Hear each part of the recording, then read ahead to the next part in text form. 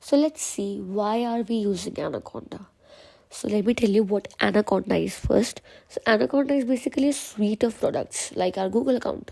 With Google account we get Gmail, Drive. Similarly with Anaconda we get package manager, python.exe connectivity and IDEs and notebooks. Okay, that is why it is very good.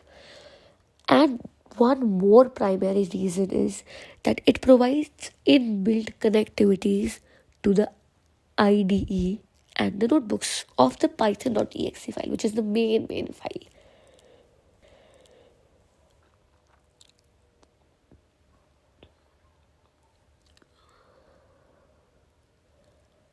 Like I said, it has package manager, which helps us to manage the version control.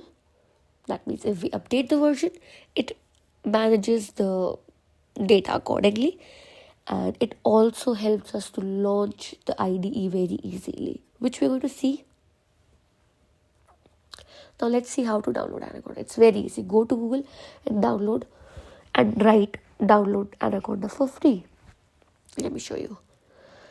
Click on the first link and you'll find very easily you'll find a button to download. And for Mac, use the Mac version. After that, open the Anaconda navigator. It is very easy. It has a very nice graphical user interface.